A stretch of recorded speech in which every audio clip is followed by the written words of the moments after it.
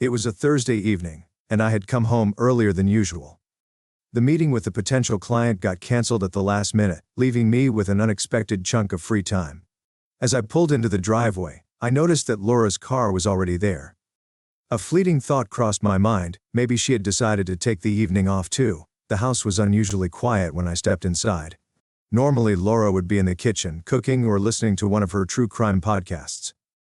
But tonight, there was only silence. I called out her name, but there was no answer. A strange feeling began to creep up my spine, a mix of anxiety and suspicion that I couldn't quite shake. As I walked down the hallway, I noticed that the door to the guest bedroom was slightly ajar. A muffled sound came from inside, a laugh, a whisper, something that made my stomach churn. My heart pounded in my chest as I approached the door, each step feeling like a lifetime. When I pushed the door open, the sight that greeted me was like a punch to the gut. Laura was there, tangled in the sheets with Tom, my business partner. They didn't even notice me at first, too engrossed in their betrayal. For a moment, I stood frozen, my mind struggling to process what my eyes were seeing. Then Tom looked up, his face drained of color when he saw me standing there. Laura scrambled out of the bed, her expression a mix of guilt and panic. "David, she stammered, but I couldn't hear her. I couldn't hear anything. The room seemed to spin around me, the walls closing in as the reality of what I had just witnessed hit me with full force. I turned and walked out, not even registering the sound of Laura calling after me. The front door slammed behind me as I stumbled outside, gasping for air like a man drowning.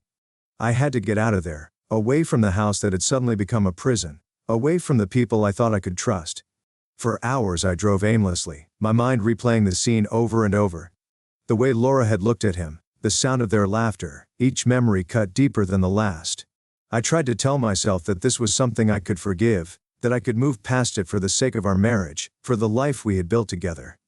But deep down, I knew better. Some wounds run too deep to heal. It wasn't until much later that night, parked in some deserted lot on the outskirts of town, that I finally let the anger in. The rage that had been simmering beneath the surface erupted, flooding me with a clarity I hadn't felt in years.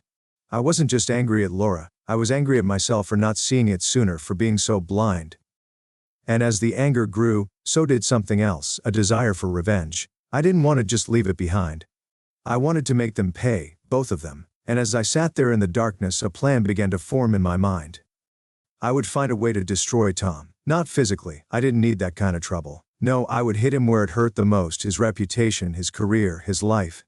He had skeletons in his closet, I knew it, and I was going to drag every single one of them into the light.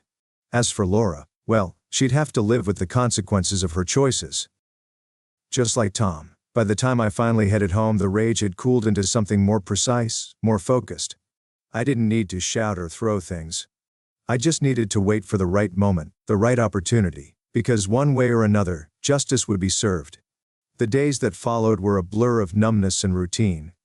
I went to work, exchanged pleasantries with colleagues, and pretended that everything was fine. It was a charade, a mask I wore to keep people from asking questions I wasn't ready to answer. Laura tried to talk to me, of course. She made awkward attempts at conversation like nothing had happened, like we were still the same couple we'd always been. But I wasn't the same. Every time I looked at her, I saw Tom. I heard their laughter, their whispers. I couldn't bring myself to touch her, let alone forgive her. One night, about a week after I'd caught them, Laura finally broke down. We were sitting at the dinner table, a plate of untouched food in front of me, when she started crying. "David, please," she said through her tears. "I'm so sorry. I made a mistake. It was a terrible, stupid mistake, and I'll do anything to make it right. Just, please don't leave me." I looked at her, at the woman I'd spent the last 10 years of my life with, and felt nothing. The Laura I knew was gone, replaced by someone who had betrayed me in the worst way possible. "I'm not leaving," I said calmly, surprising even myself with the steadiness of my voice. "But things will never be the same." She nodded, wiping her eyes, clinging to the hope that maybe there was still a chance for us. But I knew better. I wasn't staying because I wanted to fix things. I was staying because I had unfinished business. That night after Laura had gone to bed, I sat in my study, staring at the documents I'd found. It was a random discovery, papers Tom had left behind at the office. At first they'd seemed unimportant, just notes and receipts. But then, I noticed discrepancies. Numbers that didn't add up, names that didn't match. The more I dug, the more I found. Tom had been skimming money from our clients, covering his tracks with fake invoices and shell companies. And that wasn't the worst of it. There were records of shady deals with people who weren't exactly on the right side of the law, people who wouldn't take kindly to being double-crossed. It was all there, in black and white, waiting to be exposed. I could ruin him with a single email, but where was the fun in that? No, I wanted to watch him squirm, to see him lose everything piece by piece, just like I had. He'd taken my trust, my marriage, my life, and ripped it apart. Now it was my turn. I spent the next few nights planning, working out the details of how I'd do it. I created anonymous social media accounts, carefully crafted to look like concerned citizens or insiders blowing the whistle. I started small, leaking information about his questionable deals, hinting at the fraud without giving too much away. It didn't take long for the whispers to start. People in our circle began to talk, questioning Tom's integrity and his business practices. He noticed it too at first, just a slight tension in his interactions, a hesitation in the way people greeted him. But as the days passed, it grew worse. He'd call me confused and worried, asking if I'd heard anything. "I'm sure it's nothing," I'd tell him, masking the satisfaction in my voice. "Probably just rumors," but the rumors grew, fueled by the steady stream of evidence I kept feeding into the online world. I watched as Tom became more frantic, more desperate. He tried to patch things up, to smooth over the cracks, but it was too late. The damage had been done. Laura noticed the change in him too. She stopped seeing him, probably thinking it would fix things between us.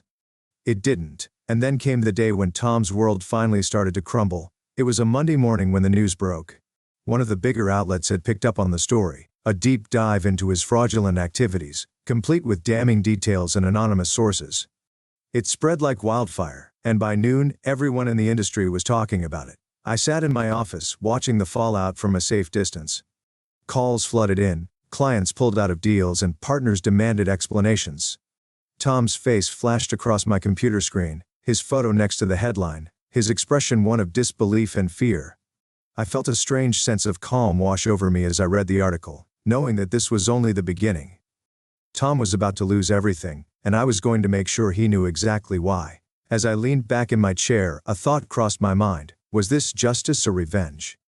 Did it even matter? I'd set this in motion, and now there was no turning back. Tom's downfall was swift and brutal.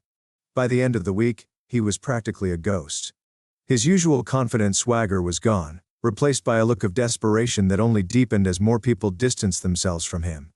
The phone calls we once shared to discuss business had become a thing of the past. Now when Tom called, his voice was laced with panic. "David, man, you've got to help me," pleaded one afternoon. "Someone's out to get me. You've seen the news, right? They're saying I've been involved in fraud. This could ruin me." "I've seen it," I replied coolly, suppressing the urge to smile. "It's tough, Tom. These things can spiral out of control fast." "Do you think it's a competitor?" he asked, his voice strained. "Maybe someone we cross paths with?" "Could be," I said, letting him stew in his own paranoia. "Or maybe it's someone closer. You never really know, do you?" I could almost hear his mind racing on the other end of the line. The irony was delicious. Tom, who had been so sure of himself, was now questioning everyone around him, suspecting every shadow. As the days went by, the scandals surrounding him multiplied. First it was financial fraud. Then, more sordid details emerged, personal scandals, affairs, and even accusations of harassment. Each new revelation chipped away at his carefully constructed image. The media pounced on every story, and Tom's face became a fixture on the news, always accompanied by words like disgraced and scandal-ridden. I watched it all unfold with a mixture of satisfaction and detachment. There was no going back now. Tom's life was unraveling, and with every new scandal, he was losing more than just his business. He was losing his place in society, his connections, and even his closest friends. And Laura? She was caught in the crossfire. Her association with Tom had already cost her her job. People whispered about her wherever she went, and she grew more isolated by the day. At home, she was a shell of her former self, constantly on edge, her once vibrant personality dimmed by guilt and fear. One evening, as we sat in the living room, the silence between us felt heavier than ever. Laura finally broke it, her voice trembling. "David, I don't know how things got so bad," she whispered. "I never wanted any of this. I thought Tom and too. I don't even know what I thought anymore." I looked at her, feeling a strange mix of pity and indifference. She had made her choices, and now she was living with the consequences. There was no going back to the way things were, no fixing what had been broken. "You knew what you were doing, Laura," I said, my voice devoid of emotion. "You made a choice, and now you have to live with it." She looked away, tears welling up in her eyes, but I couldn't bring myself to care. Any feelings I'd once had for her had been buried under layers of betrayal and resentment. The woman sitting across from me was a stranger. A few days later, Tom made one last desperate attempt to save himself. He called a press conference, hoping to clear his name, to salvage what little was left of his reputation. I watched the live stream from the comfort of my office, knowing exactly how it would play out. Tom stood at the podium looking haggard and defeated. He tried to project confidence, but his voice wavered as he denied the allegations, blaming them on jealous rivals and misunderstandings. It was a pitiful sight, and the reporters in the room weren't buying any of it. As the questions grew more pointed, Tom began to unravel on camera. His denials became more frantic, his anger more palpable. By the time the conference ended, it was clear to everyone watching that Tom was finished. When the cameras cut away, I leaned back in my chair, feeling a wave of satisfaction wash over me. I had done it. I had taken everything from him, just as he had taken everything from me. But as the days passed, that satisfaction began to fade. I had gotten my revenge, but at what cost? Laura was still there, a constant reminder of the life I used to have, the life I no longer wanted. One night, as I sat alone in the dark, I realized that I couldn't stay in this house anymore. I couldn't keep pretending that I was okay with the way things had turned out. Tom was destroyed, and Laura was broken, but I was still stuck. Stuck in a life that no longer made sense. The next morning, I made a decision. It was time to leave. I packed my things, leaving behind everything that tied me to the past. As I walked out the door for the last time, I didn't look back. There was nothing left for me here. Justice had been served, but it hadn't brought me peace. I would have to find that somewhere else, somewhere far from the ruins of my old life. Leaving the house was supposed to be the final act, the moment when I closed the chapter on this part of my life. But the freedom I expected didn't come easily. It turns out that starting over isn't as simple as walking away. For weeks after I left, I drifted through life like a ghost, staying in motels and avoiding contact with anyone who knew me. The city I'd lived in for years felt foreign, filled with memories I didn't want but couldn't escape. Even my job, the one thing I used to care about, felt hollow. I'd see Tom's empty office, now cleared out and repurposed, and it reminded me of the emptiness I felt inside. Laura tried to reach out a few times, but I never answered her calls. There was nothing left to say. We were both living in the wreckage of our choices, and any attempts at reconciliation would only drag us further into the ruins. Besides, I knew she wasn't the same person anymore, just as I wasn't. One night, I found myself in a bar downtown, nursing a drink and staring blankly at the TV. The bartender was a middle-aged man with a worn-out face, the kind that had seen too many people drown their sorrows in cheap whiskey. He didn't ask questions, which was exactly what I needed. As I sat there, lost in my thoughts, a familiar name caught my ear. I looked up to see the news playing on the screen. Tom's face appeared, along with the headline, "Disgraced Businessman Declares Bankruptcy Amid Scandal." So, this was it, the final nail in the coffin. Tom had officially hit rock bottom. I should have felt something, some kind of satisfaction at seeing the man who had betrayed me brought so low. But instead, all I felt was emptiness. It was like watching the end of a movie you've seen 100 times, predictable and devoid of meaning. The news segment continued, recounting the series of events that had led to Tom's downfall. The fraud, the scandals, the press conference that had only made things worse. They even mentioned his recent divorce filing, as if that were just another footnote in his spiral of self-destruction. I downed the rest of my drink and ordered another, trying to block out the sound of the reporter's voice. But the truth was, no amount of alcohol could numb the realization that I hadn't won anything. I'd destroyed Tom, but in the process, I destroyed myself too. It wasn't until a few days later that I received an unexpected message. It was from an old friend, someone I hadn't spoken to in years. He'd heard about what had happened and offered to meet up for coffee. Normally I would have ignored it, but something in me was tired of being alone, tired of hiding from the world. We met at a small cafe on the outskirts of town. Mike had aged, just like I had, but his smile was still the same, genuine and welcoming. We talked about everything but the elephant in the room, until finally he brought it up. "So I heard about Tom," he said cautiously, watching my reaction. "Pretty brutal what happened to him." "Yeah," I replied, staring into my coffee cup. "I guess it was." Mike leaned back in his chair, studying me. "You don't seem too happy about IIT." I shrugged. I thought it would make me feel better, but it didn't. I don't even know what I feel anymore. He nodded as if he understood. Revenge has a way of hollowing you out. It's like drinking poison and expecting the other person to suffer. His words hit harder than I expected. Maybe that was what I'd been doing all along, slowly poisoning myself with hatred and anger, thinking that somehow it would heal me. "So what now?" Mike asked, leaning forward. "What are you going to do?" "I don't know," I admitted. "I've been drifting, trying to figure that out." He smiled slightly. "Maybe it's time to stop drifting and start living again." The simplicity of his words struck a chord. For too long I'd been stuck in the past, obsessed with making Tom and Laura pay for what they'd done.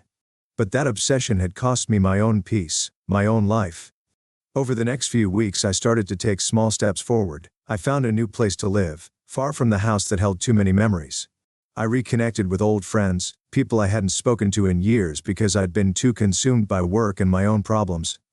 And slowly, bit by bit, I began to rediscover the things that made me happy, things I'd forgotten in the chaos of the last few months.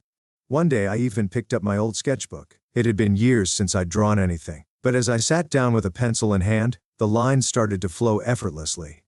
It wasn't much, just a simple sketch of the view from my new apartment, but it felt good, like I was reclaiming a part of myself that I'd lost along the way. As time passed, the bitterness that had consumed me started to fade. I realized that Tom and Laura were no longer the center of my world. They were just people who had made mistakes, just like I had. And while I couldn't forget what had happened, I could choose not to let it define me.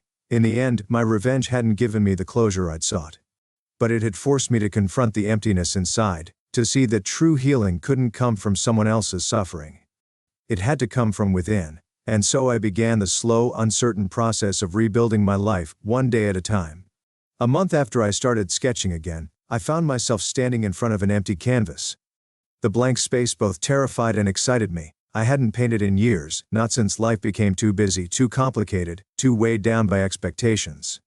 But here I was, ready to pick up a brush and see if I could bring something to life on this unmarked surface. It started slowly, with simple strokes of color. I didn't have a plan, no clear vision of what I wanted to create. I just let the brush guide me, letting my emotions spill out onto the canvas in a way that words never could.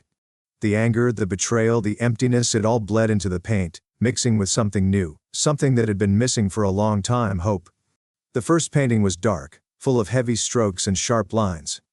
It reflected the turmoil I'd been through, the struggle to find meaning after everything had fallen apart. But as the days passed and I kept painting, my work began to change. The colors grew lighter, the lines softer. Without even realizing it, I was healing through my art. I lost track of time in those hours spent in front of the canvas. It was a welcome escape from the world, from the mess I'd made of my life. I wasn't thinking about Tom or Laura, or the wreckage of my past. I was just creating, finding solace in the act of making something new. One evening, as I was finishing a piece, I received an unexpected phone call. It was Mike, the friend who had pulled me out of my self-imposed isolation. "David, you still painting?" he asked, his voice warm and familiar. "Yeah," I replied. "It's been helping." "Why?" "Well, I was talking to a gallery owner I know. They're doing a showcase for local artists next month. I mentioned your work and she's interested. Think you'd want to submit something?" I hesitated. The idea of putting my work on display, of letting strangers see the raw emotions I'd poured into those canvases, made me uneasy. But at the same time, the thought of sharing my art felt like the next step in my journey, an opportunity to move forward, to show the world that I wasn't defined by my past. "Why not?" I finally said. "Let's do it." Over the next few weeks I poured everything I had into preparing for the showcase. Each piece I selected told a part of my story, a visual narrative of pain, loss, and ultimately rebirth. I worked late into the night, fine-tuning every detail, making sure each painting captured the depth of what I'd been through. The night of the showcase arrived faster than I expected. The gallery buzzed with energy, filled with people from all walks of life, all eager to see the art on display. My paintings were hung in a small but prominent section, their dark beginnings gradually giving way to brighter, more hopeful pieces. As I stood there watching people move from one painting to the next, I felt a strange mix of vulnerability and pride. This was my journey laid bare, and for the first time, I wasn't afraid to let others see it.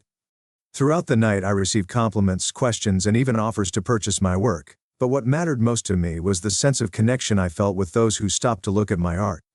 They saw more than just paint on a canvas. They saw a story, a life, and maybe even a bit of themselves. Towards the end of the evening, Mike found me standing by one of my paintings. He smiled, clapping me on the shoulder. "You did good, David," he said. "This is just the beginning, you know.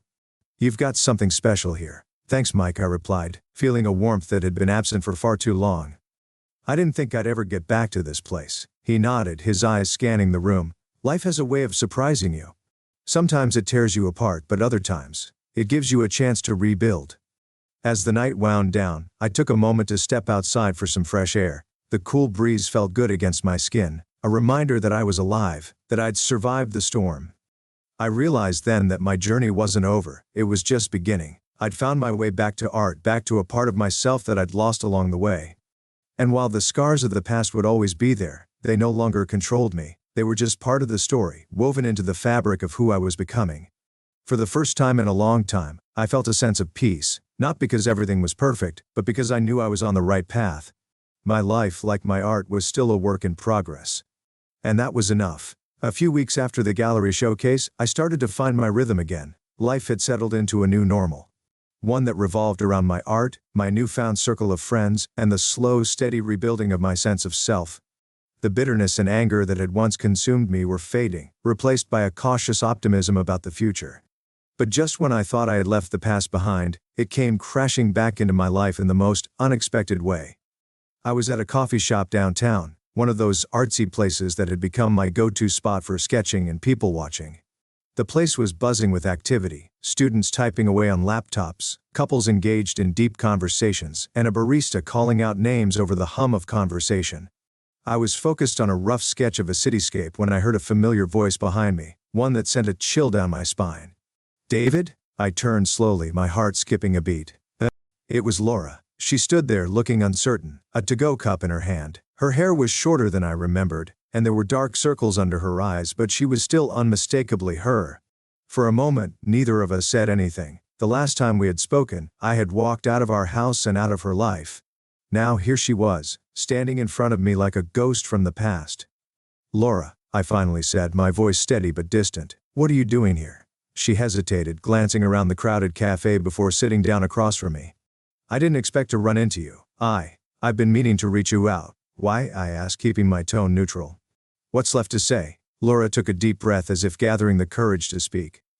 "I've been doing a lot of thinking, David, about everything that happened, about what I did. I know I can't change the past, but I wanted to apologize. I owe you that much."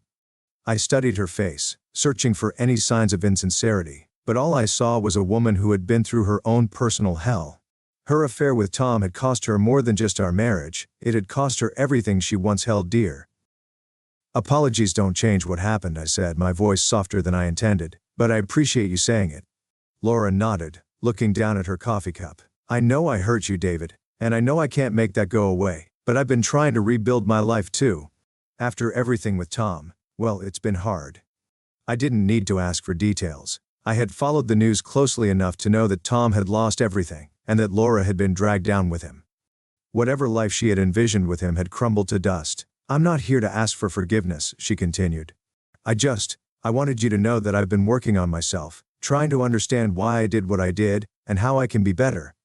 Her words hung in the air, and for a moment I didn't know how to respond. The anger I once felt towards her had dissipated, replaced by a weary acceptance of what had happened. But forgiveness? That was a different story. "I'm glad you're working on yourself," I finally said. "But Laura, I've moved on. I've found something that matters to me again, and I can't go back to what we had. Too much has changed." She looked at me, her eyes filled with a sadness that I hadn't seen before. "I understand. I just wanted you to know that I'm trying. And I'm happy for you, David. It's good to see you're doing well." We sat there in silence for a few moments, two people who had once shared everything, now strangers navigating the aftermath of their mistakes. I realized then that this conversation was something I needed, even if I hadn't known it. It was closure, messy, imperfect, but closure nonetheless. Eventually Laura stood up, her coffee cup still untouched. "I should go," she said quietly. "Take care of yourself, David." "You too, Laura," I replied, watching as she turned and walked out of the cafe, disappearing into the crowd outside. I sat there for a long time after she left, staring at the half-finished sketch in front of me. Seeing her again had stirred up old emotions, but instead of pulling me back into the darkness, it had given me a strange sense of peace. Laura's apology didn't change the past, but it allowed me to fully let go of it. That night I returned to my studio and picked up a blank canvas. For the first time in a long time, I knew exactly what I wanted to paint. It was a landscape, serene and bright, a reflection of the clarity I felt after that unexpected encounter. As the colors filled the canvas, I realized that this was the final piece of my journey. I had found closure, not just with Laura but with myself. The anger, the revenge, the pain, they were all part of my story, but they no longer defined me. I was ready to move forward, to embrace the future with open arms, and this time, I knew that whatever came next, I could face it with strength, resilience, and a heart that was finally at peace. In the weeks that followed my encounter with Laura, life began to settle into a more peaceful rhythm. The chaos and turmoil of the past seemed to fade further into the background, replaced by a calm acceptance of where I was and where I was heading. My art had become not just an outlet but a source of joy, a way to express the emotions that I could never fully articulate. One afternoon, as I was working on a new piece, a vibrant abstract that seemed to take on a life of its own, my phone buzzed on the table beside me. I glanced at the screen and saw a message from Mike. "Hey David, are you free this weekend? There's an art festival downtown. I think you'd love it." I smiled, thinking about how far I'd come since the last time Mike had suggested something like this. Back then, I would have found an excuse to avoid it, too wrapped up in my own misery to enjoy anything. But now I felt ready to explore new possibilities and see what the world had to offer. "Count me in," I replied, already looking forward to it. The day of the festival arrived and I found myself surrounded by color, creativity, and life. The streets were lined with booths showcasing everything from paintings to sculptures to handmade jewelry. The air was filled with the sound of live music and the buzz of excited conversations. It was a celebration of art in all its forms, and I felt a sense of belonging that I hadn't experienced in a long time. Mike met me at one of the booths, a wide grin on his face. "Glad you made it," he said, clapping me on the back. "This place is amazing, isn't it?" "Yeah," I agreed, taking it all in. "It's exactly what I needed." We spent the afternoon wandering through the festival, admiring the work of other artists and chatting with some of them about their inspirations and techniques. It was invigorating to be surrounded by so much creativity and to see how others expressed themselves through their art. It reminded me that I wasn't alone in this journey. There were others out there who understood the power of creation and the way it could heal and transform. As the sun began to set, casting a warm glow over the festival, Mike and I found a quiet spot to sit and watch the activity around us. People were laughing, sharing stories, and enjoying the moment. It was a scene of pure, unfiltered joy. "You ever think about doing this?" Mike asked, gesturing to the booths. "Setting up a spot and selling your work at one of these festivals?" I considered it for a moment. The idea of putting my art out there in such a public way had once terrified me, but now it felt like a natural progression. I had already taken the first step by participating in the gallery showcase. This could be the next. "Maybe," I said, nodding slowly. "I think I could see myself doing that." Mike grinned. "Good, you've got the talent for it, David. People need to see your work." We sat in comfortable silence for a while longer, watching as the festival began to wind down. The booths started closing, and the crowd thinned out, but the energy of the day still lingered in the air. It was a reminder that life was full of possibilities, and that even after the darkest of times, there was always light to be found. As we got up to leave, Mike turned to me with a thoughtful expression. "You know, David, I think you're finally where you're supposed to be. It's been a long road, but you've made it." His words resonated with me in a way I hadn't expected. He was right, I had made it. The journey had been painful, filled with loss and betrayal, but it had also led me to this moment. To this realization that I was stronger than I had ever known, and that I had the power to shape my own future. And for the first time in a long time, I was excited about what that future might hold.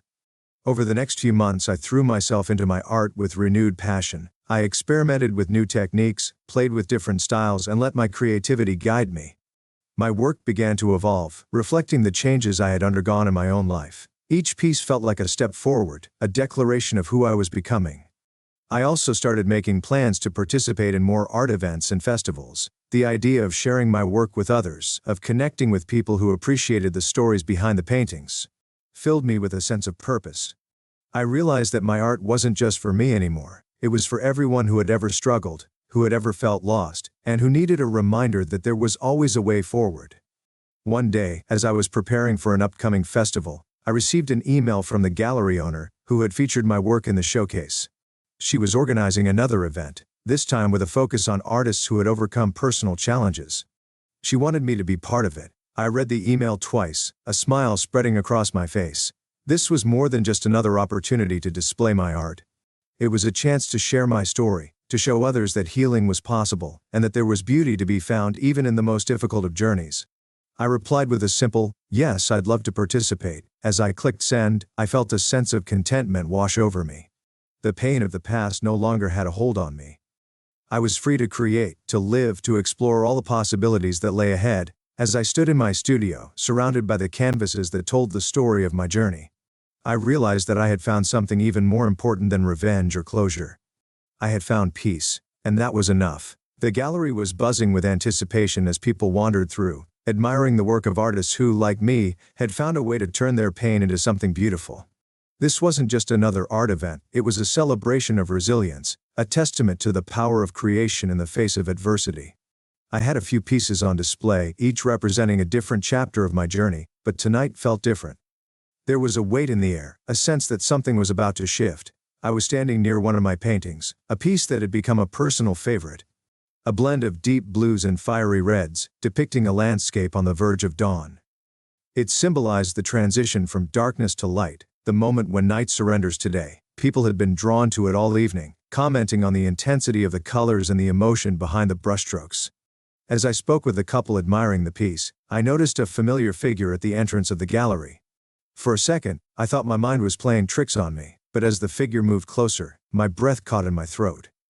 It was Tom. He looked different from the last time I'd seen him, which had been in the news after his world had come crashing down. His once confident posture was now slouched, his eyes shadowed with exhaustion. Gone was the arrogance that had defined him, replaced by a weary humility. He spotted me across the room and started making his way over. I felt a surge of emotions, anger, discomfort, curiosity, but I stood my ground, waiting for him to approach. This wasn't the time or place for a confrontation, but I couldn't deny that seeing him again stirred up feelings I thought I'd buried. "David," Tom said quietly as he reached me. His voice was softer than I remembered, lacking the bravado that used to accompany his every word. "Tom," I replied, my tone neutral. I noticed a few people glancing our way, but I ignored them, focusing on the man in front of me. "What are you doing here?" He hesitated, his eyes drifting to the painting behind me before returning to my face. "I heard about the gallery event. I didn't come to cause trouble, I swear. I needed to see it for myself." "See what?" I asked, keeping my voice steady. "You," he said simply. "I needed to see that you're okay. That after everything, you came out of it better than I did." I wasn't sure how to respond to that. Part of me wanted to lash out, to remind him of all the pain he had caused, but another part of me felt an unexpected pang of pity. Tom had lost everything, his career, his reputation, and apparently his sense of self. He was a broken man, standing in front of me searching for something that even he didn't seem to understand. "You were always stronger than I gave you credit for," Tom continued, his voice laced with regret. I never thought you'd rise above it all like this. I've been trying to rebuild my life, but it's hard. Everything I touch seems to fall apart." I studied him for a moment, trying to reconcile the man in front of me with the one who had betrayed me so completely. There was no denying that Tom had caused immense damage, but standing here now, he seemed more like a cautionary tale than an adversary. A man is undone by his own choices. "Life's funny that way," I finally said, my tone softening just a bit. "Sometimes you have to lose everything to figure out what really matters." Tom nodded, his eyes clouded with a mix of emotions. "I know I can't undo the past, David. I'm not here to ask for forgiveness. I wanted to say that I'm sorry for everything." His words hung in the air, and for a moment the noise of the gallery seemed to fade away. I realized then that this was another crossroads in my journey. A moment where I had to decide whether to hold on to the anger or to let it go. I took a deep breath, feeling the weight of the past finally starts to lift. "Thank you for saying that, Tom. I won't lie, what you did hurt me more than I can describe, but I've moved on. I've found something better, something that makes all of this worth it." Tom looked relieved, though still burdened by his own guilt. "I'm glad to hear that. You deserve it, David. You deserve to be happy." For a few moments we stood in silence, two men who had once been close, now separated by the choices they had made. But there was no hatred in my heart anymore, no desire for revenge, just a quiet understanding that we had both suffered, and that life would continue to move forward no matter what. As Tom turned to leave, I felt a sense of closure wash over me. This chapter of my life was ending, and I was ready to fully embrace the next one. I watched as he walked out of the gallery, disappearing into the night, and I knew that this was the last time I would ever see him. When I turned back to my painting, I saw it in a new light. The dawn breaking through the darkness, it wasn't just a metaphor for my journey. It was a promise. A promise that no matter how difficult things had been, there was always a new day waiting to begin. And with that, I knew I was finally free. Free to create, free to live, and free to find whatever happiness the future held for me. The gallery event ended on a high note. As the last visitors trickled out, I took one final look at my paintings, feeling a deep sense of accomplishment. For the first time in years, I felt like I was exactly where I was meant to be. But as I left the gallery and stepped into the cool night air, I realized that this wasn't the end of my journey. It was just another beginning. The next few days passed in a blur of activity. I received a few emails from collectors interested in purchasing my work, and even a couple of inquiries about potential commissions. It was exhilarating to know that my art was resonating with people, that my story, my transformation, was reaching others in ways I never anticipated. But amidst the excitement, there was also a quiet understanding that I needed to keep moving forward. The success of the gallery show was a milestone, but I didn't want to rest on my laurels. I wanted to explore new horizons, challenge myself in ways I hadn't before. One morning, as I sipped my coffee and stared out the window of my studio, an idea began to form in my mind. What if I took my art beyond the gallery walls? What if I found a way to connect with people on a more personal level, to create something that wasn't just for show, but for meaning? I spent the next few days mulling over the idea, sketching out concepts and brainstorming possibilities. The more I thought about it, the more excited I became. I wanted to create a project that blended my passion for art with my newfound sense of purpose, a project that could inspire others just as I had been inspired by my own journey. It wasn't long before the idea took shape. I decided to launch a series of workshops, focused on helping people use art as a form of healing and self-expression. It would be a way to give back, to share what I had learned, and to connect with others who were navigating their own struggles. I began planning in earnest, reaching out to community centers and local organizations that might be interested in hosting the workshops.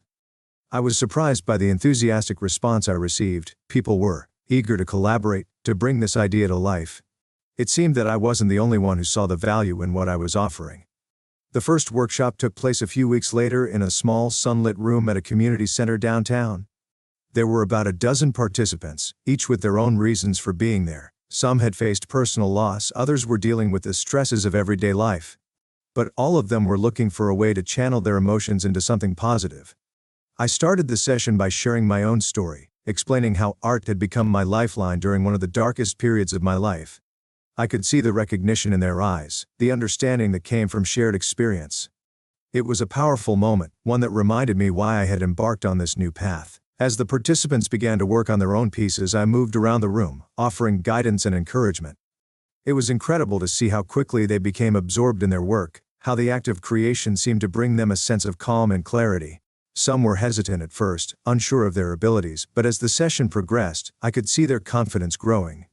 By the end of the workshop, the room was filled with color and life, canvases that told stories of pain and hope, fear and resilience. It was a testament to the power of art, to its ability to transform even the most difficult of emotions into something beautiful. One of the participants, a middle-aged woman named Karen, approached me as we were packing up. She had been quiet throughout the session, but now there was a spark in her eyes, a sense of newfound determination. "Thank you, David," she said, her voice filled with gratitude. "I never thought I could do something like this. But today I felt like I could finally let go of some of the things that had been holding me back." Her words struck a chord with me. This was exactly why I had started the workshops, for people like Karen, who needed a way to move forward, to find strength in their own creativity. As I left the community center that day, I felt a sense of fulfillment that went beyond anything I had experienced in the gallery world. This was my new purpose, my way of giving back. And it was just the beginning. Over the next few months, the workshops grew in popularity, word spread, and soon I was receiving invitations to host sessions in different cities, working with a wide range of people. Students, veterans, survivors of trauma. Each workshop was unique, but the underlying message remained the same. Art was a way to heal, to find hope, to reclaim a sense of control over one's own life. In the process, I found myself evolving as an artist. My work became more introspective, more focused on the themes of recovery and renewal. I started experimenting with new mediums, pushing the boundaries of what I thought I could do. It was an exciting time filled with discovery and growth. And through it all, I kept thinking back to that night in the gallery. To the conversation with Tom that had marked the end of one chapter and the beginning of another. I realized that forgiveness wasn't just about letting go of the past, it was about embracing the future, about allowing yourself to move forward without the weight of old grudges. I no longer felt the need for revenge or even for closure. What mattered now was the path I was on, the people I was helping, and the art I was creating. It was a journey I hadn't expected to take, but one that felt right in every way. As I prepared for yet another workshop, this time in a small town a few hours away, I stood in my studio and looked at the blank canvas in front of me. It was a new beginning, a chance to create something that could make a difference, and with that thought I picked up my brush and began to paint. The town where I was hosting the next workshop was quiet, nestled between rolling hills and surrounded by fields that seemed to stretch on forever. It was a stark contrast to the bustling energy of the city, and as I drove through its streets I felt a sense of calm settle over me. This place felt removed from the noise and chaos of everything that had happened in the past. It was just what I needed. The workshop was being held at a small community art center, a modest building that had seen better days but was filled with warmth and character.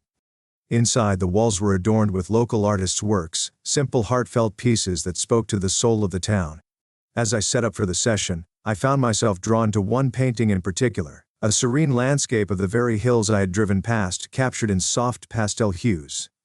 It reminded me of how far I'd come. By the time the participants started to arrive, I was ready. The group was smaller than usual, just 8 people, but there was something intimate about the setting that made it feel right. They were a diverse group, young and old, men and women, each carrying their own stories, their own reasons for being here. One of them, a young man named Alex, caught my attention early on. He was quiet, his eyes downcast, as if the weight of the world rested on his shoulders. I recognized that look, the same one I'd seen in the mirror not so long ago. As we began the session, I made a mental note to keep an eye on him, to make sure he felt supported. The workshop flowed smoothly, with the participants slowly easing into the process of creation.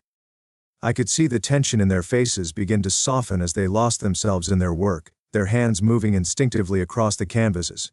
It was always a powerful moment to witness, that shift from doubt to confidence, from hesitation to freedom. As I moved around the room, offering encouragement and advice, I found myself standing next to Alex. He was working on a piece that was unlike anything I'd seen before, a chaotic swirl of colors and shapes, filled with sharp angles and jagged lines. It was intense, almost aggressive, and I could sense the emotion behind it. "Tell me about your painting," I said gently, trying to draw him out. He hesitated, his brush pausing mid-stroke. It's how I feel inside," he finally muttered, "like everything is tangled up and I can't make sense of it. No matter what I do, it just gets more messed up." I nodded, understanding exactly what he meant. Sometimes the best way to untangle things is to let them out. To put them on the canvas, no matter how messy it looks, that's where the healing begins. He looked up at me, his eyes filled with a mixture of confusion and hope. "Do you really think it'll help?" "I know it will," I said firmly. "You're already doing it. This is your way of making sense of it all, even if it doesn't feel that way yet." He didn't say anything, but I could see a shift in his expression, a glimmer of belief that maybe, just maybe, things could get better. He returned to his painting with renewed focus and I moved on, giving him the space to work through whatever he needed to. By the end of the session, the room was filled with vibrant, powerful pieces of art. Each one told a story, a journey of struggle and resilience. I felt a deep sense of pride, not just in what the participants had created, but in the fact that I had played a small part in helping them get there. As we wrapped up, Alex approached me holding his painting with a look of uncertainty. "I don't know if it's any good," he said quietly, glancing at the abstract chaos on the canvas. I smiled, shaking my head. "It's not about being good or bad, Alex. It's about what it means to you. And from what I see, this is a powerful piece. You should be proud of it." He stared at the painting for a long moment, then nodded slowly. "Yeah, I think you're right. Thank you, David, for everything." I watched him leave, feeling a sense of fulfillment that went beyond words. This was why I had started these workshops, to help people like Alex, to give them the tools to navigate their own struggles and find their way forward. It was a purpose that had brought me full circle, from the darkness of my past to the light of this new chapter in my life. As I packed up my supplies, I thought back to the beginning of this journey, back to the betrayal, the anger, and the desire for revenge. It seemed like a lifetime ago, another world entirely. I had once believed that my happiness hinged on seeing those who wronged me suffer, but now I understood that true peace came from within. It came from creating, from helping others, from moving forward. That evening, as I drove out of the town and back toward the city, the sun was setting behind the hills, casting a golden glow over the landscape. It was a beautiful, serene moment, and I felt a deep sense of contentment wash over me. This was my life now, a life built on creativity, connection, and purpose. A life that had emerged from the ashes of betrayal and loss, stronger and more vibrant than ever before. And as I looked ahead to the road stretching out before me, I knew that whatever challenges lay in my path, I was ready to face them. I had found my way, and I wasn't afraid of the journey anymore, because I had finally learned that the most important canvas of all wasn't the one in my studio. It was the one I was painting with every decision, every step, every breath. And I couldn't wait to see what I would create next. It had been several months since my last workshop, and life had settled into a comfortable rhythm. My days were filled with painting, teaching, and the occasional exhibition. The art world had welcomed me back with open arms, and I felt a sense of belonging that had eluded me for years. Yet despite the peace I had found, there was a lingering sense of unfinished business. I hadn't heard from Laura in a long time. After our separation, she had moved out of the city, and our interactions had been minimal, mostly through lawyers, finalizing the details of our divorce. It had been a clean break, or as clean as something like that could be, but there was always an undercurrent of unresolved tension. I had moved on, or so I thought, but there was still a part of me that wondered what had become of her. One afternoon, while working on a new piece, my phone buzzed with a text message. It was from an unknown number, but as soon as I opened it, I knew who it was. "David, it's Laura. Can we talk?" I stared at the message for a long time, my thoughts swirling. What could she possibly want after all this time? A part of me wanted to ignore it, to let the past stay buried, but another part of me knew that I needed to face whatever this was. Ignoring it wouldn't change the fact that there were things left unsaid between us. After a few minutes, I typed out a short reply, "Sure. When and where?" She responded almost immediately, suggesting a cafe in the city. It was a place we used to go to when things were still good between us, a small, quiet spot that had always felt like our little escape from the world. The choice felt deliberate, almost as if she wanted to remind me of what we had once shared. The next day, I found myself standing outside the cafe, my heart pounding in my chest. I hadn't been nervous like this in a long time, but seeing Laura again after everything we'd been through was bound to stir up old emotions. When I walked in, she was already there, sitting at a corner table with a cup of coffee in front of her. She looked different, thinner, with a strain in her eyes that hadn't been there before, but there was still a familiarity about her that tugged at something deep inside me. "David," she said softly as I approached. Her voice was hesitant, almost fragile. "Laura," I replied, taking a seat across from her. We sat in awkward silence for a moment, both of us unsure of how to begin. She broke the silence first. "Thank you for coming. I know this is strange after everything that happened." I nodded, waiting for her to continue. I wasn't sure what to say, or if there was anything to say. The past felt like a wound that had only just started to heal, and I didn't want to reopen it. "I've been thinking a lot lately," she said, her eyes fixed on her coffee cup. "About us, about everything that went wrong. I know I can't change the past, but I needed to see you. To talk to you. There's so much I never got the chance to explain."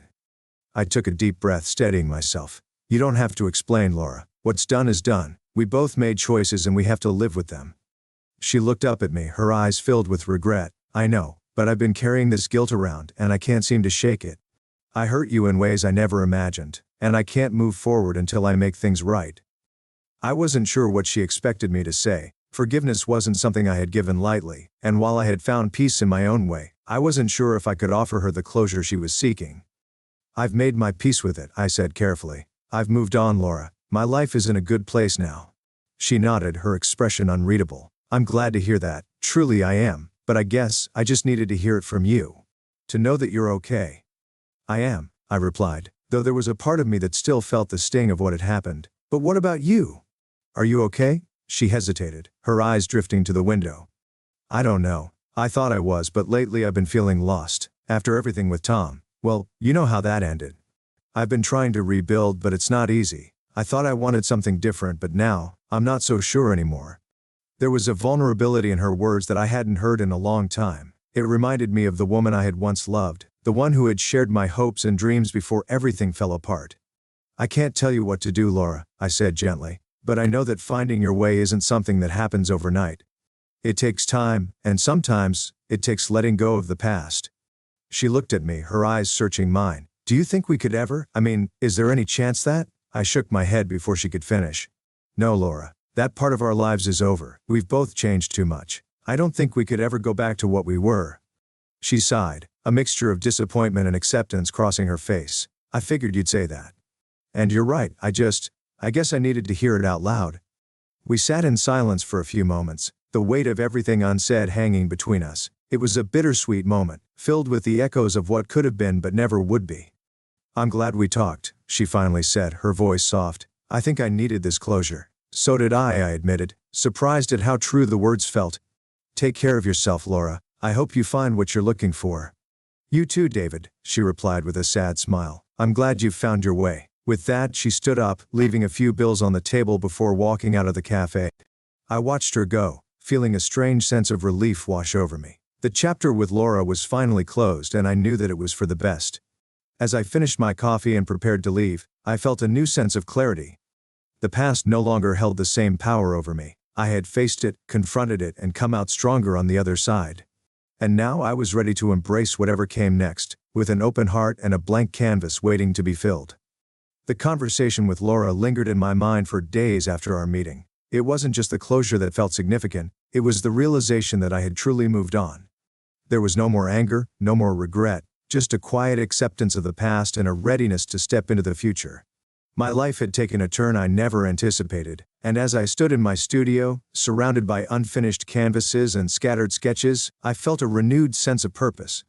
The work I was doing now was more than just a means of expression. It was a way to connect, to heal, and to inspire others. And in turn, it had healed me.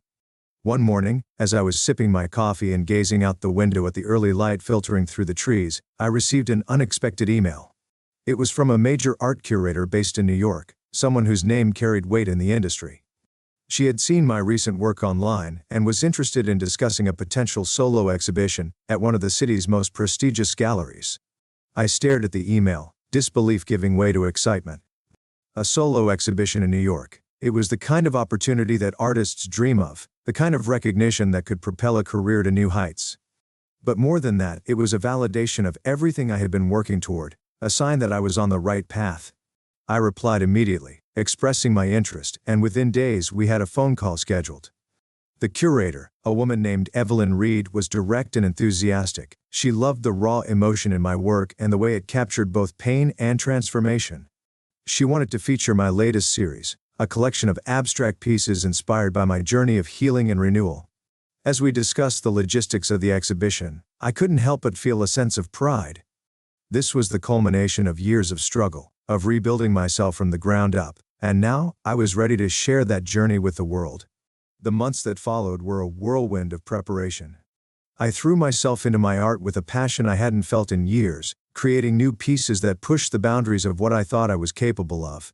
My studio became a sanctuary, a place where I could lose myself in the creative process, channeling all of my experiences into the work. Evelyn and I stayed in close contact, finalizing details and selecting the pieces that would be featured.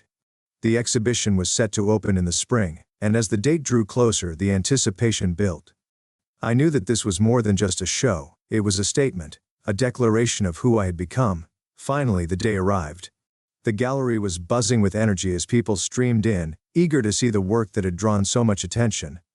I stood near the entrance, watching as they moved from piece to piece, their expressions a mixture of curiosity and contemplation. Evelyn approached me with a warm smile. "David, this is incredible. The response has been overwhelming. People are really connecting with your story." "Thank you," I replied, glancing around the room. "It's been a long journey to get here," she nodded, her gaze lingering on one of the larger canvases. "That's what makes it so powerful. You're not just showing art, you're showing life, the highs, the lows, the in-between. It resonates."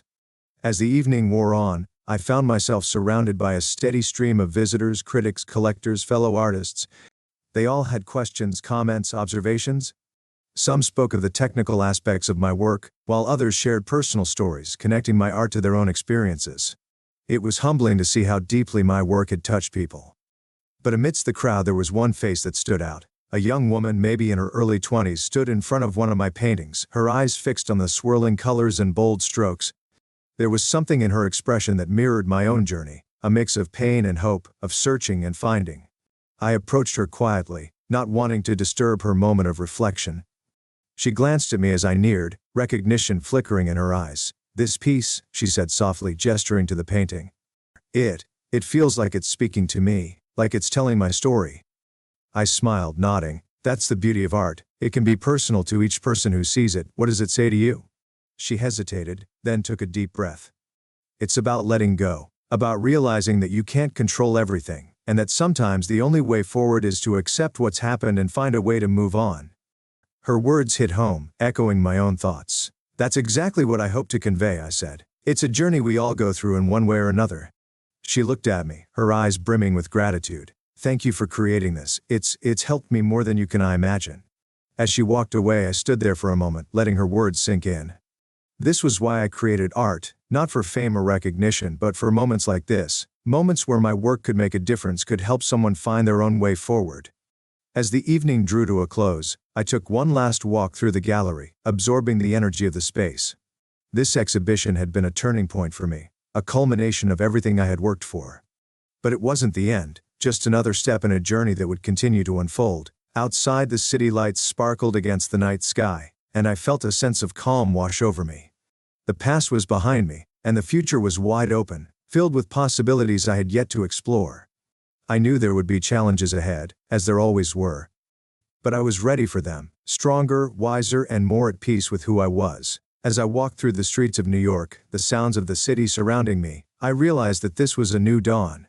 A new beginning, and I couldn't wait to see where it would take me. The exhibition had been a resounding success, but as the days passed, I found myself grappling with an unexpected feeling of unease.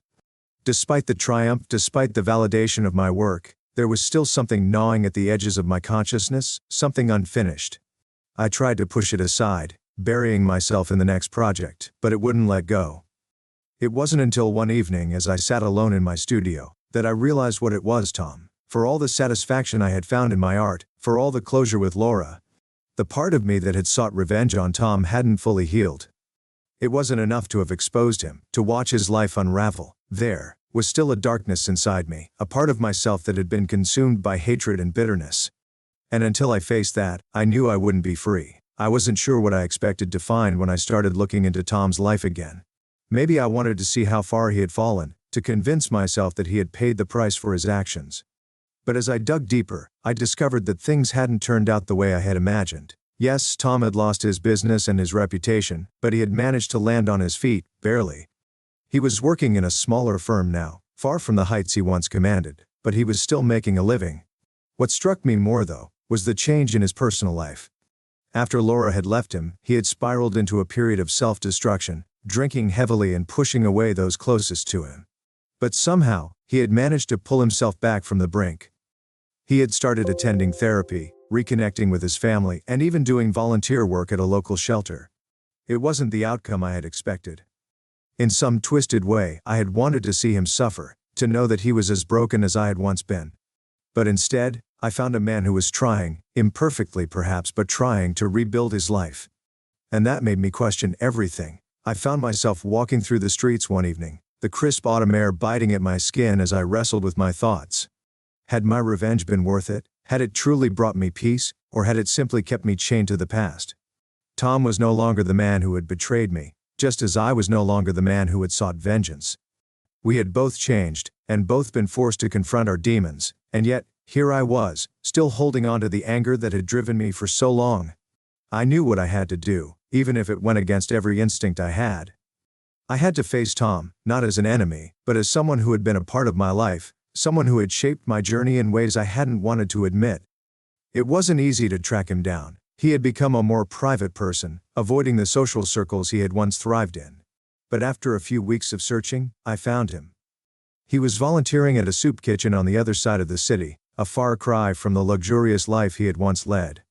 I stood outside the building, watching as he moved among the tables, serving food and chatting with the patrons. He looked older, more worn down by life, but there was a certain humility in his movements that hadn't been there before. It was strange, seeing him like this. He was no longer the man who had taken everything from me, just a man, trying to make amends in whatever way he could. I wasn't sure what I would say as I walked inside, my heart pounding in my chest. Part of me wanted to turn around, to leave him to his new life and let the past stay buried, but another part of me knew that this was the only way to truly move on. Tom looked up as I approached, his eyes widening in surprise. For a moment neither of us spoke, the weight of everything that had happened between us hung heavy in the air. "David," he said finally, his voice uncertain, "what are you doing here?" I hesitated, then took a deep breath. "I'm not sure, I guess I just needed to see you." He frowned, clearly confused. "Why?" After everything that happened, I didn't think. I know, I interrupted. And honestly, I didn't think I'd ever want to see you again. But things change. We change. He nodded slowly, still trying to make sense of my presence. I suppose we do. There was an awkward silence, and then I found myself blurting out the words that had been weighing on me. I wanted you to suffer, Tom. After what you did, I wanted to see you lose everything. And for a while I thought that was enough. But now, I don't know. I'm tired of holding on to all that anger. Tom looked down at the floor, his expression somber. I don't blame you. I've had a lot of time to think about what I did, and I know I deserve everything that came my way. But for what it's worth, I'm sorry. I never meant for things to turn out the way they did. I studied him for a moment, trying to gauge the sincerity in his words. He seemed different, more reflective, more aware of his own flaws. And in that moment, I realized that I no longer needed his suffering to validate my own. I appreciate that, I said quietly. But this isn't about apologies, it's about letting go, for both of us. Tom met my gaze, a mixture of relief and understanding in his eyes. So what now? I shrugged, feeling a sense of lightness I hadn't expected. Now we move on. We let the past stay in the past. He nodded, a small, sad smile tugging at his lips. I think I'd like that. We stood there for a moment longer, the weight of our shared history finally lifting. And then, without another word, I turned and walked out of the soup kitchen, leaving Tom and the past behind. As I stepped back into the cool evening air, I felt a sense of calm settle over me. The shadows that had once haunted me were gone, replaced by a quiet peace. I knew that the road ahead wouldn't always be easy, but I was ready for it. Free from the burden of revenge, free from the past, I was finally ready to embrace the future. As I walked through the city streets, the lights twinkling above me, I felt a sense of hope that I hadn't felt in a long time. It was a new beginning, a new chapter in a life that had finally found its way back to the light. The meeting with Tom had given me a sense of closure I hadn't anticipated. I had walked away from that encounter lighter, as if a weight had been lifted from my shoulders. But as freeing as it was, it also left me standing on unfamiliar ground. For the first time in years, I had no vendetta, no lingering resentment driving me. I had only the future ahead, and it was both exhilarating and terrifying. In the weeks that followed, I threw myself back into my work, but now it felt different. There was a clarity in my vision, a purpose that wasn't tainted by anger or revenge. My art became more introspective and more focused on growth and transformation. I found myself exploring new themes, renewal, resilience, and the quiet strength that comes from surviving the darkest times. The response from the art community was overwhelmingly positive. My name was becoming more recognized, and with that recognition came new opportunities, invitations to galleries, offers for collaborations, and even inquiries from collectors who were interested in purchasing my pieces. It was everything I had worked for, but now, it felt more meaningful. It wasn't just about proving something to the world, it was about sharing the journey I had been on, and the lessons I had learned. One day as I was working in my studio, I received a call from Evelyn Reed, the curator who had helped organize my New York exhibition. She had become more than just a professional contact, she was a friend, someone who had believed in my work when I needed it most. David, she said, her voice warm and enthusiastic, I have some exciting news. The response to your exhibition was so strong that the gallery wanted to do a follow-up show. But this time they're offering you the chance to curate your own space, a permanent collection, showcasing your work alongside emerging artists. What do you think? I was stunned. A permanent collection was a rare honor, especially for someone still relatively new to the scene. It was an opportunity not just to display my art but to shape a narrative, to create a space where others could find inspiration and connection. I'm speechless, Evelyn. I don't know what to say. She laughed softly. Say yes, you've earned this, David. Your work resonates with people. It tells a story that's both personal and universal, and this is a chance to take that to the next level. I didn't hesitate. Yes, absolutely yes. The next few months were a blur of activity. I worked closely with Evelyn and the gallery team to design the space, selecting pieces from my existing collection and creating new works that would complement them. I also reached out to younger artists whose work had caught my eye, those who were pushing boundaries and exploring themes of resilience and transformation, just as I had done. The space took shape slowly, each piece finding its place, each story finding its voice. It became more than just an exhibition, it became a conversation, a dialogue between artists and viewers, between past and future. And as I stood in the center of it all, I felt a sense of pride, not just in my own work, but in the community that had formed around it. On the night of the grand opening, the gallery was filled with energy and anticipation. People mingled, moving from piece to piece, their expressions thoughtful and engaged. I watched as they paused in front of the paintings, their eyes tracing the brushstrokes, their minds connecting with the emotions behind the art. Evelyn approached me, a glass of champagne in hand. "It's incredible, isn't it? To see how your work has touched people, how it's created a space for others to explore their own stories." I nodded, feeling a swell of gratitude. It's more than I ever imagined, and it's not just about me, it's about everyone who's been a part of this journey. The other artists, the viewers, even Tom and Laura, they all played a role in getting me here. She raised her glass in a toast. "To new beginnings." "To new beginnings," I echoed, clinking my glass against hers. As the night wore on, I found myself drawn to a corner of the gallery where one of my newest pieces was displayed. It was a large canvas filled with swirling colors and bold sweeping lines. It was a piece that represented my journey from darkness to light, from revenge to renewal. And as I stood there gazing at it, I felt a deep sense of peace. It wasn't just a painting, it was a testament to everything I had been through, everything I had learned. And it was a reminder that even in the darkest moments, there is always the possibility of light, of transformation, of new beginnings. A voice interrupted my thoughts and I turned to see a woman standing beside me, her expression thoughtful as she looked at the painting. "This one, it feels different," she said quietly, "like it's speaking of hope, of finding something new after everything falls apart."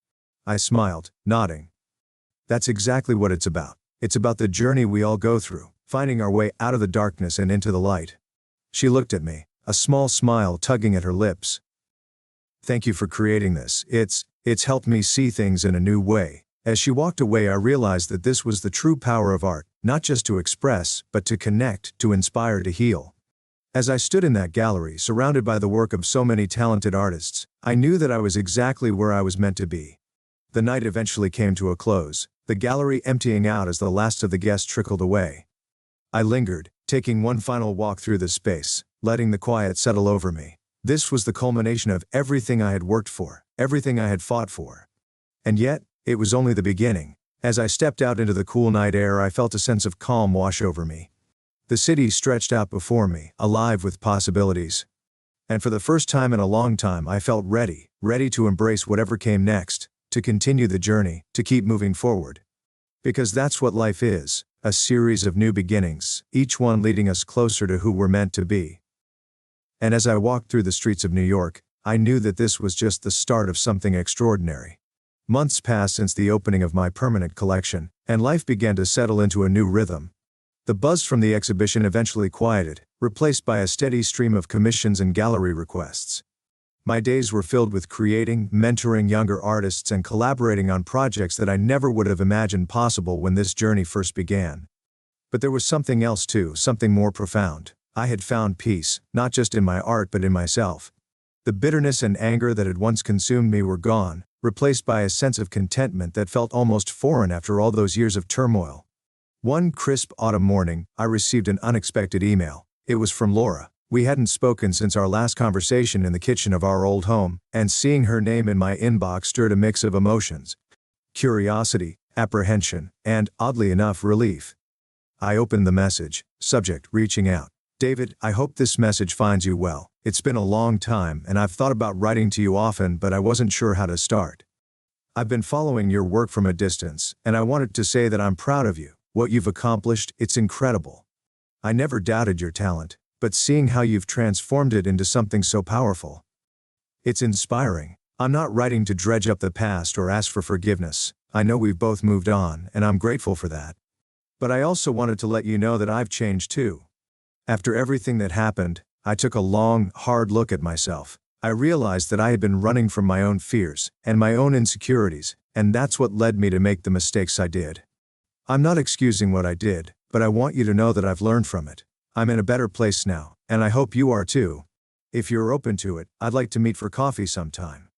No pressure, I understand if you're not interested, but I'd like to talk, if only to close that chapter of our lives with a sense of peace. Either way, I wish you all the best, David. You deserve every bit of success you've found. Take care, Laura." I stared at the screen for a long time, letting her words sink in. It wasn't what I had expected. Part of me had assumed she would reach out eventually, but not like this, not with such humility and honesty. It was a stark contrast to the Laura I had once known, and I found myself feeling something I hadn't anticipated: compassion. I didn't respond right away. Instead, I took a walk through the city, my thoughts swirling like the autumn leaves that crunched under my feet. Did I want to meet with her? Did I need to? After everything that had happened, after all the pain and betrayal, was there anything left to say? But as I walked, I realized that meeting with Laura wasn't about reopening old wounds. It was about finally closing them. It was about acknowledging that we had both changed, that we had both grown, and that we could face each other as different people than we had been all those years ago. The next day I replied to her email, subject reaching out. Laura, thank you for your message. I appreciate your honesty and your kind words about my work. I've thought a lot about everything that happened between us, and I've come to a place of peace with it. I'm glad to hear that you've found your own path too. I think meeting for coffee would be good. Let's do it. I'll be in the city next week. How about we meet at that little cafe near the gallery? The one we used to go to. It seems fitting. Take care, David. When the day finally arrived, I felt a strange mix of nerves and calm. I arrived early at the cafe, choosing a small table near the window where I could watch the world go by. The familiar hum of the city soothed my nerves as I sipped my coffee waiting, and then, she walked in. Laura looked different, older of course, but there was something else. A softness in her eyes, a gentleness that hadn't been there before. She spotted me and smiled, a hesitant, almost shy smile as she made her way over. David, she said quietly as she sat down, it's good to see you. You too, Laura, I replied, and to my surprise I meant it. For a moment we sat in silence, both of us unsure of how to begin. But then the conversation started to flow, slowly at first, then more easily as we talked about where life had taken us. We didn't dwell on the past and didn't rehash old grievances. Instead, we spoke about the present, about what we had learned, about the people we had become. It was a strange feeling, sitting across from her like this. There were no more accusations, no more bitterness, just two people who had shared a life together, acknowledging the past while looking toward the future. As the conversation wound down, Laura looked at me, her eyes filled with a quiet sincerity. I'm glad we did this, David. I didn't know what to expect, but this feels right, like we can both finally move on. I nodded, feeling a sense of closure I hadn't realized I still needed. Yeah, it does. I think we've both come a long way. We finished our coffee, exchanged a few more words, and then parted ways. There were no grand goodbyes, no promises of staying in touch, just a mutual understanding that this was the final chapter of our shared story. As I walked away from the cafe, I felt a deep sense of peace. Laura had been a significant part of my life, and now I could finally let go of any lingering regrets or unresolved feelings. We had both found our way, and that was enough. That evening I returned to my studio and stood in front of a blank canvas. The possibilities felt endless, and for the first time in a long time, I wasn't haunted by the past. I was free, truly free, to create, to live, to move forward without looking back. I picked up my brush and began to paint, the colors swirling and blending as I lost myself in the act of creation. It was a new beginning, and as I worked, I felt the future stretching out before me, bright and full of promise. Because in the end, life is about moving forward, about embracing the unknown and finding beauty in the journey. And I was ready more than ever to see where that journey would take me next.